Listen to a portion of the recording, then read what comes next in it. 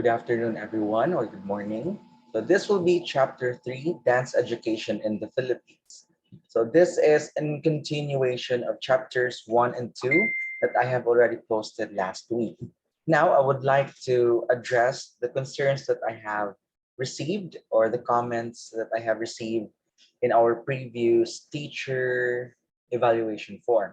So one there, someone asked me someone or a lot of students commented about the audio. So I would like to apologize because at that time, there was something wrong with my laptop. So the audio, the way it catches the audio is very hard. So that's why the audio was very inaudible. But if you do have questions or if namin what nasabtan at that part because of the inaudible audio, please don't hesitate to ask me since that is my work. That is my work to address all the questions and to answer all the questions. Also, there were students asking how I edit my videos. So I am using two softwares, Zoom Meeting for ease of editing it, and also I use um, Power Direct. No, no, yeah, Power Director for Acer. But I think you can use Zoom if you want ease, you want a more ano bitang mas barato since di man siya bayad. Ouch. So yeah. And for those students as well that were asking, uh, so I saw a comment there telling me na kanang ganahan daw sila the way I give my PowerPoint presentations. By the way, all the PowerPoint presentations that I have been posting, I mean in the videos, it's already posted in our classroom as well. So if kanya kong present karon, if you don't have a copy of this is already in your classroom. So try to look at it in your classroom. So back to the comment. So there was a comment there saying, so he or she likes my strategy wherein I am only showing bits and bits of information about the lesson. So and nagreklamo siya, I don't siya nagreklamo although na-compare niya kay compared sa other teacher kay ihatag sa ilahang taas kayo and silang i-synthesize. Although okay man na siyang strategy. My strategy is okay and their strategy is okay because there are, for example, sa sa English.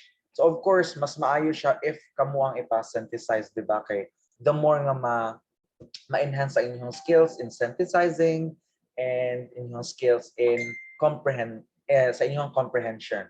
Well, for PE, I don't really recommend letting the students synthesize the topic since this is my field and your field is different sa ako. Kay labi na sa PE, before you can explain it, not unless if dagan mong experience in dancing, in arts, even in performing.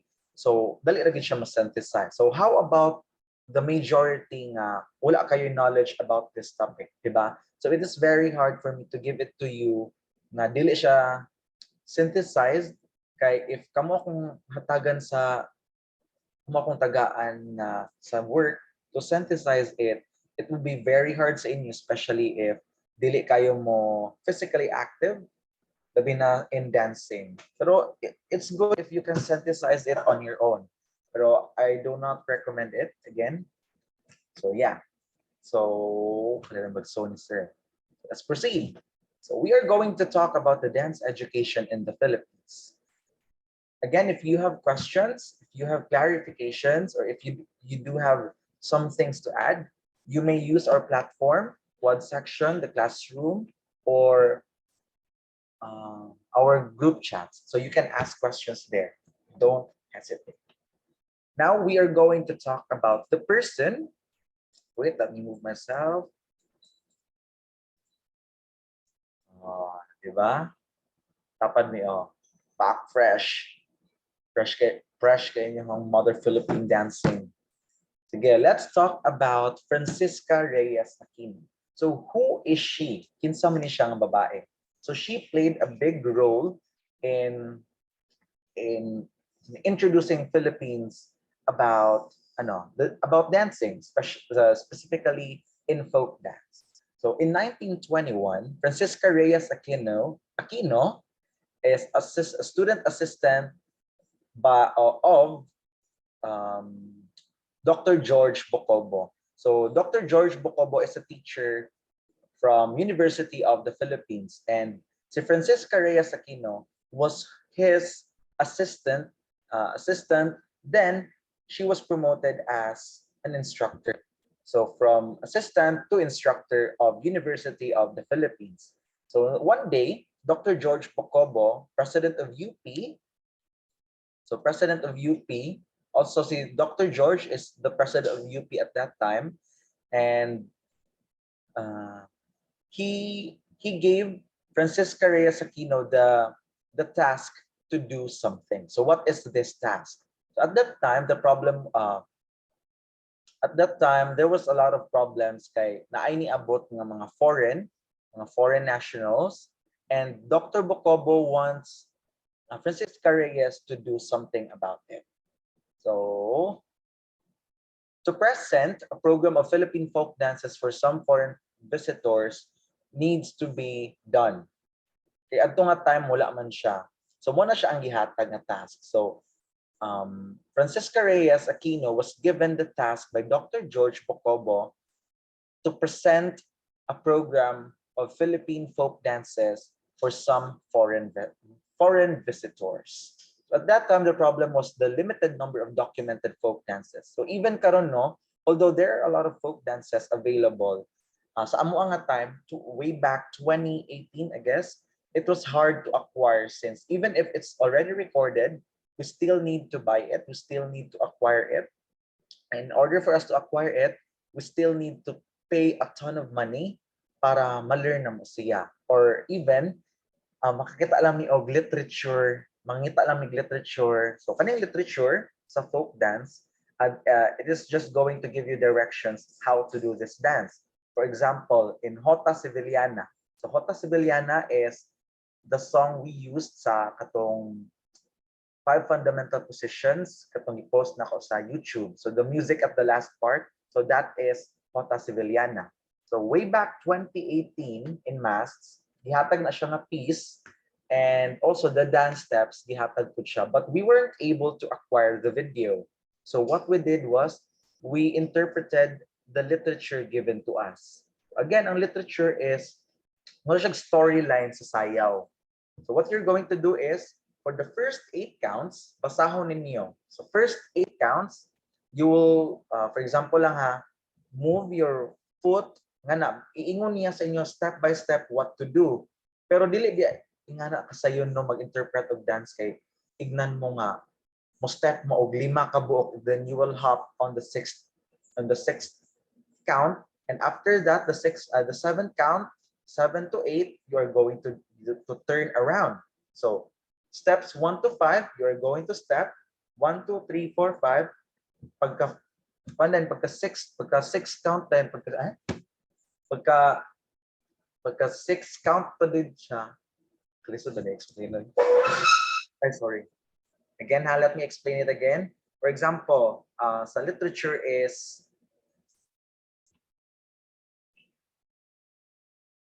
for that, so sorry for the confusion. So I will just be reading to you one example of a literature in dance. So nata dere in for 4 counts, you're going to do the slide cut. For another 4 counts, the slide step. So imagine practicing without even knowing how to do these steps. So before that, naman mi klase wherein we are going to interpret some dances wherein we can integrate it as well sa mga competitions. So imagine ang hassle ni Francisca Reyes at that time na wala gid siya any documentation. Karon dagan-dagan naman, but how about in her time? So dito na dayon siya ni usbong ang Philippine dance culture sa Philippines. And at the same time, naglisod si Madam kay At that time, American period kasi. So there is a threat of American culture nga ga-affect sa traditional dances diri sa Philippines. So the threat of American culture also affected the state of traditional viewer because they neglected the traditional forms in favor of American imports like films, baseball, vaudeville, cakewalk, and Charleston. So those kinds of mga activities bitaw mas nabutangan pa siya og emphasis. So there is a threat in in the in the ethnic dances here in the Philippines. So imagine less ang documentation sa mga dances and napagi threats Americans because kanang matabunan man gud ang atong traditional dances. Okay? So faced with such challenges, the young Francisca, encouraged by Dr. Bacobo, undertook the task of collecting and documenting the remaining folk dances of the country. So what started as an ordinary task of collecting a few dances became a lifelong career. So di mo what's happening kasi is if you are trying to learn something, you are going to be immersed, di ba? So just like in arts before as first year pa mo if I was your teacher, sa art appreciation in arts and humanities, I have been explaining dance needs to be no, not dance. Art needs to be experienced, right? So while experiencing it, you are going to appreciate it. And while you are appreciating it, you are going to love what you are doing. For example, one person is kanang dili gyud kay siya maayo mo sayaw. But once nakuha na ni ang rhythm, once nagana na siya sayaw, na-immerse siya. So that is what happened. That is what happened to Miss Francisca kay while she is learning, of course, task man niya, while she was learning, she was eager to do it kanang murag siyang na love na niya and it became her passion. So nahimo niya siyang lifelong career. Okay? So again, show. So she was also given the National Artist for Dance Award. So that is Francisca Reyes Aquino. And from 1924 to 1926, wait, how do I move this? So she made a collection of folk songs and dances and games. So imagine sa kataas sa time nga iyang gigugol for 3 years, 4, 25, 24, 2 years di ay. So for 2 years, she made a lot of collections. Imagine, dagan siya na document, dagan siya na tunan. So she made a collection about it. So the work was revised and published into the book entitled The Philippine Folk Dance and Games. So let me try and find my book about it. Frank, I left my book at my house. Sige, let's just continue. So the results of all their work became part of the physical education program of the Philippines. So the University of the Philippines Folk Song and Dance Troupe was organized to test and perform the documented dances. Of course, very important na siya nga, i-perform po na siya kay nonsense ang gibuhat ni Madam Francisca if dili na siya ma-perform. Mura na siya, nipalit mo og pan, inyo ra siyang gibutang sa ref na daot, di ba?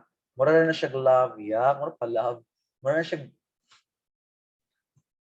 siya naka-crush mo niya. Eh? Niya siya git chat, napanos inyong chat sa iya, mura siya ingana. So dapat gamiton gid siya. So the University of the Philippines Folk Song and Dance Troupe again was organized to test and perform the documented dances. Also in 1949, Ms. Aquino organized the Philippine Folk Dance Society, which aimed to promote the development and the teaching of folk dances. So to this very day, the PFDS or the Philippine Folk Dance Society is actively conducting the annual folk dance workshop. Pero hindi ako nakakasali kasi mahal. Learn. Okay, next slide. In 1954, from this, the original Philippine folk dance group sprang the Philippine Women's University Dance. Uy, mura ko niya appeal dancer dali. So the picture here is an example of a folk dance called Kandila. Ilaw. I forgot the dance. Ilaw, ilaw, ilaw. Ayaw sa wait. Ilaw. Pandango sa ilaw. Okay, so this is an example of folk dance called Pandango sa ilaw. So and again, 1954, it sprang the first, what is it? It sprang the original Philippine folk dance group called the Philippine Women's University Dance Group. So the predecessors of the world famous Bayanihan Philippine National Dance Company, which was established 1957 by Lucrecia Reyes Urtula. So di na siya igagaw ni Ma'am Annie Mortula ha. Urtula na siya. So there were also notable ethnographers. There were also notable ethnographers known as Mr. Crisostomo Ibarra from Iloilo, Mila Jansen from Cebu, Cesar Nimor from Cebu as well, Edwin Masangkay from Aklan, Elsie Padeo from Mountain Province, Estelita Aquino from South Cotabato, Juan Miel from Samar, and lastly, Ramon Ubusan from Pasay City. So they are now known as ethnographers. So they were the best ethnographers to date. No? So until now, they are the best ethnographers. So ethnographers, they are the ones who study a particular group of people in effort to understand them and describe them to others as best that they can. So they do it through dance. Okay, next slide. Okay, so this was taken last 2019 at Davao City. So this is called Paso, so Philippine Association of State Universities Convention. So after winning in March 2018, we moved to Paso. So kami ang ni Daog for Region 10. So we placed kami ang number 1 sa Region 10. So nadala mi sa Davao. So muna ni siya ang mga trabaho ni Miss Francisca. Nagamit na mo iyang trabaho. We were able to perform. So nadagan kami nakalaban na schools from other sides of Mindanao. And I tell you, very amazing. So imagine no, kanang mga makita dito na to sa mga karaan nga CD. Grabe, ma-amaze. Mura pa amaze sir. So, but actually that time did very amazing sa feeling kay naman ko tayo mga old nga CD nung makita na to ng mga taga Palawan, magsayaw sila og mga folk dance ng mga karaan nga gid-kaayo niya. May makita nimo sila face to face kay makalaban pag nimo sila pa gyud mandaog kay of course kana ka mag-tell pero amazing gid ila ang mga sayaw kay imagine ang amuang pag perform ha. Sorry. So imagine mag-perform me natahay sa among school mag-ana mi ana mi sa ilan no kay pana-ana lang very slow and very amazing jud kayo kami kay aburak mo kini ana mi diha sila kay ana lang virgin ana so naagid siya difference no in interpreting so sa amuang nga pag-interpret burak-burak sa ilapon is kanang slow and graceful. Although graceful man among performance, pero napagi mas graceful sa amuang. Imagine ba naman nga sila ang gasayaw sa CD, sila pagi mo daog lisod pod. Nice gid ang performance. So dance education, this emphasizes on teaching Philippine folk or ethnic dances. So ang kaning dance education dili mo maka sulod ani because dili man mo PE students pero if you want puhon kung gusto mo magsulod og dance education daghan jud kayo og mga schools na naga-offer og itong as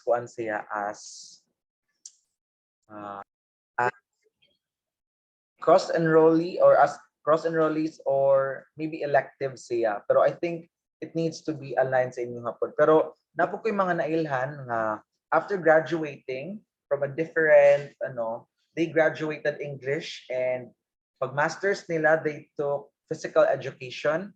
I guess that is okay, pero dili na gid siya sumpay sa inyong gigraduatean. So that is cool if you want to learn more. Next, we have the significance of blurred ba di aning picture. So the significance of dance education here in the Philippines. So ang dance education here sa Philippines, it gave us personality development. It also improved our emotional, mental, and social, physical well-being, and it gave us satisfying life, and it improved our reflexes, and it educated us. In what ways? Thing is part of the dynamic cultural expression of all societies, and every individual has the potential ability to dance. So the inclusion of dancing in the physical education program of schools is simply to develop such potential into actual skill and to expose everyone, especially the youth, to the many benefits of learning to dance. So that includes one, personality development. How can you say that dance education have grown to, improve your personality development? So since people in dance improve their grace and rhythm, posture and biomechanics, discipline, dedication, motivation, and determination, everything will follow na. Okay, the more you are practicing, the more you are immersed with dancing, the more ka ma-discipline. Kay in dancing kasi, labi na sa practice, you need to be on time. You need to follow instructions. You need to listen. You need to be kanang bitong equally energy, dapat equal inyong energy sa imong mga kauban, kay dili pwede burak ka imong kauban kay kanang wala lang murag walay buhay. So dapat gyud maka-learn mo to adjust, maka-learn mo to respect others. So diha na din mo sunod ang personality development, di ba? Kay kung magsayaw mo kay di man pwede nga mag-adjust ang tanan sa imo ha. Dapat ikaw mismo makabalo ka og adjust sa others, makabalo ka og listen, o makabalo ka og kanang comprehend bitaw, makabalo ka og read sa room kay oo tsada kay kamusayaw, pero what if imong kauban dili kay nga nakatsada? Of course mo adjust gid ka, depende po siya sa event. Kay if the event is a competition, of course mapasikat gid ka, di ba? And it will also boost your self-esteem and your self-confidence. Kay dili ka pwede mo sayaw nga wa kay confidence. Sayaw ka din, ayo. Uy, angay. So ingana siya. So the more you dance or the more you are immersed with dance education, the more your personality will develop. It will help you develop your personality. And dancing improves emotional, mental, and social and physical well-being as well. Kay labi na sa kanang mga katong into dancing gid no, kanang the moment that you're on the stage or the moment that you're dancing, you're listening to the music, ma-relax na yung inyong mind. Kay you need to focus magud sa dance. No, dili lang man siya ingon nga sayo ra bitaw kadya, wala na siya changes sa imuha. In dancing, you will feel relaxed, you will feel at the same bisan pa nag-unsa nakaburak diha kay for me, when I am dancing, I feel happy. So emotionally, I am very happy. And mentally, I am very happy ko sa akong ginabuhat, and wala ako'y pagmahay kanang gasayaw ko, and kuan gid siya very satisfying. So diri na mosulod ang satisfying life kay nagani uban nga muundang na lag eskwela because they just want to dance. They just want to enter a dance group. Kanang nakoy mga nailhan, nakoy mga kabatch nga ni undang eskwela kay ni sulod og kanang dance troupe kay makakwarta man gihapon sila. Ug tuod man kanang nakakwarta sila, makagawas-gawas sila sa Philippines, pero kuan gid pud siya kanang sa akong makita murag nahunong ilahang gig karon because COVID man lisod ilakaw-lakaw. Pero nagig graphic kwarta in dancing. So mas satisfy gihapon niya ilahang lives. Sa amo mas satisfy among life kay the more nga tsada among performance, the more mo dako among grado. Also, it improves your reflexes. How is it going to improve your reflexes? Of course, in training, di na mawala ang mga mga workout, di mawala diha ang ang mga stretching. Uy. Uy. Sa folk dance, even if folk dance lang siya, kinahanglan gihapon ta mag-training sa tuwang lawas. So sa mua before kadumdum ko, magbutang mig baso diri every time. Wait.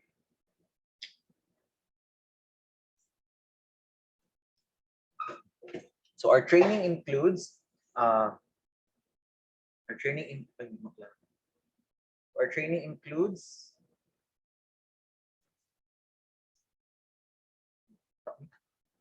sikat tanap sa inyo.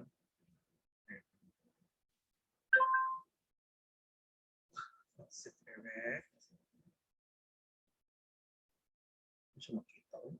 So our training includes putting baso sa muang ulo while we are dancing, no? So part na siya para ma-improve ang muang reflexes and the way we manage our body. So dagan kay siya improvements sa muang lawas, not only your kuan, your reflexes, also your instincts. And lastly, it educates you. So, saan man niya pag-educate sa imo? So, if mga kadumdum mo ganina sa kung discuss nga, ang folk dance na siya ginatawag na literature. So, ang literature, diha ninyo makita kung how are you going to do the dance. And so, folk dance manggod kasi, sa folk dance, also in ethnic dances, kanang dili na siya pwede nga wala na siya ginabasehan. For example, kaning dati ginatawag nga maglalatik ng folk dance or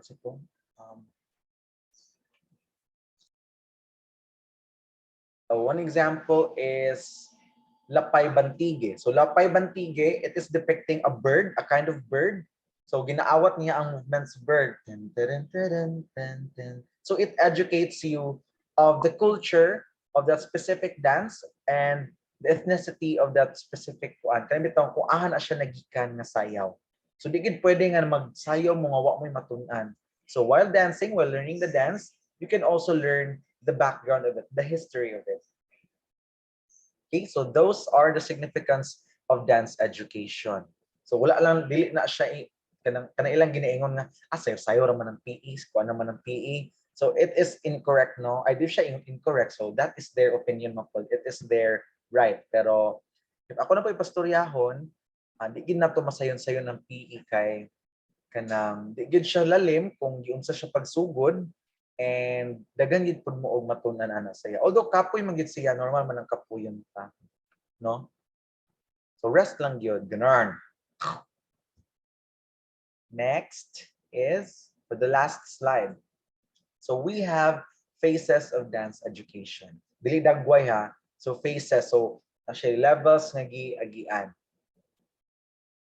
So first is we have the creative rhythms. And under creative rhythms, we have the end product, interpretative dances, and nursery rhymes.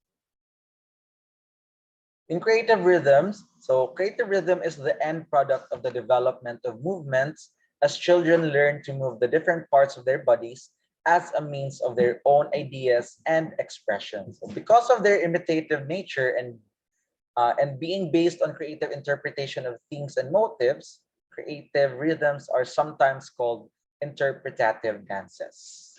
So again, ang creative rhythms kay nagaroot siya sa movements as children learn. So kita before ta bata pa ta sa una, so nature naman ginato ng hilig ta mag-awat-awat, no? So that is our nature, the imitative nature of the child.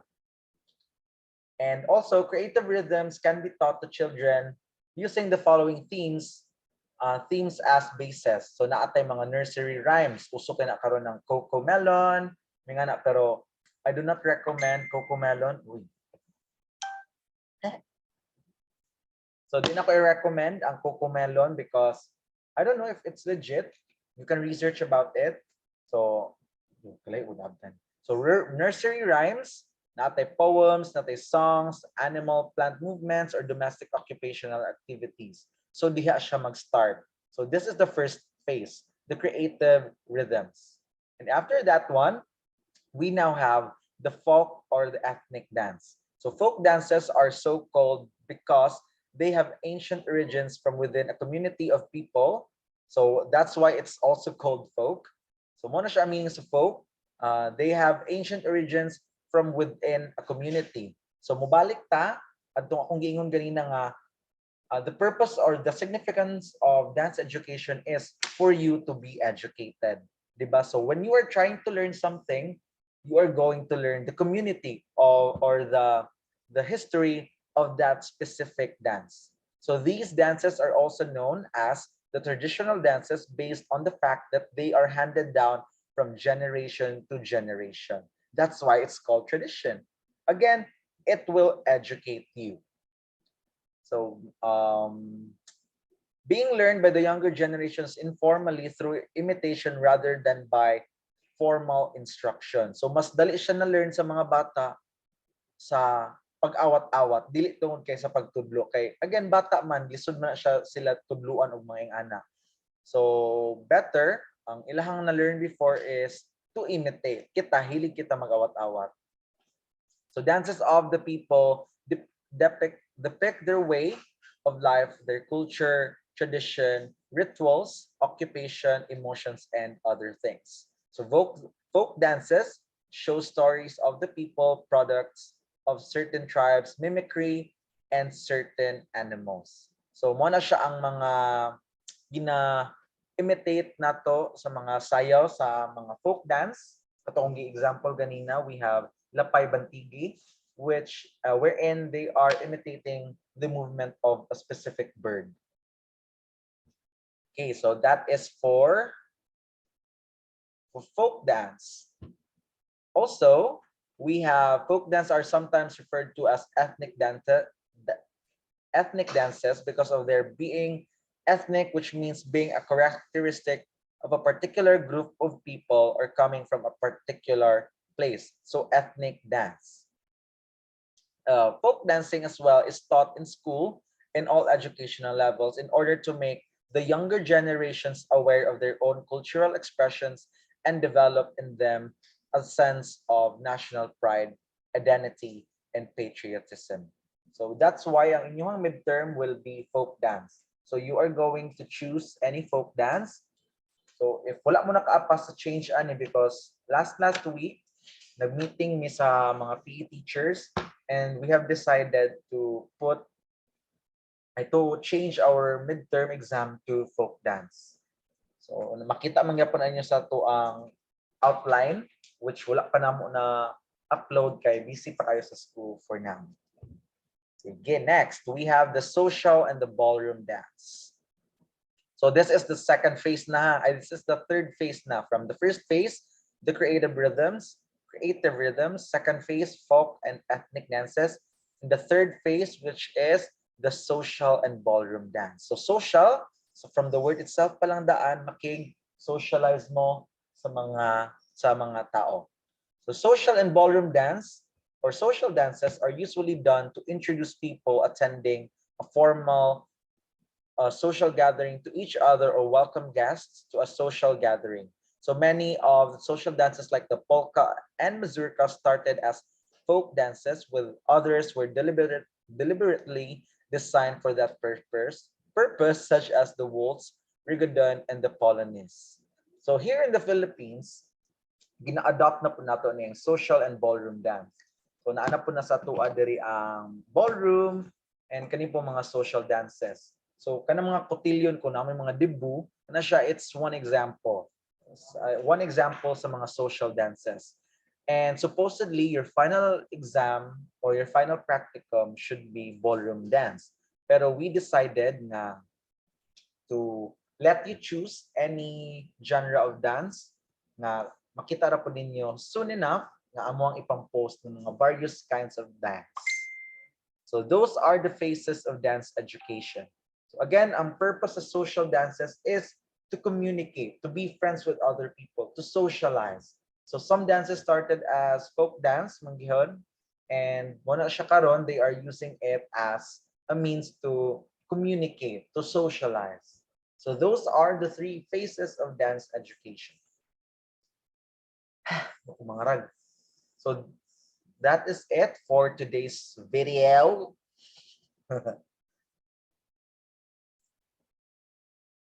If you have questions, please again don't hesitate to ask questions. And also, please continue with your practice week. So 2 weeks and kana mag-post lang ko for submission of your practice. So posted na sa YouTube ato ang video katong sayaw nato, and I have taught there the um, five fundamental positions in dance using the hands and the feet. And mo na siya inyong practicum next week, wherein you're going to perform it to me as well. So I am going to check it. And for now, rest sa tanin ninyo og synchronous for 3 weeks kay magkuhan man mo, ma-practice pa man mo. Okay? Thank you so much for listening. And again, if you have questions, please don't hesitate to ask me. Thank you and God bless. Sawadee ka.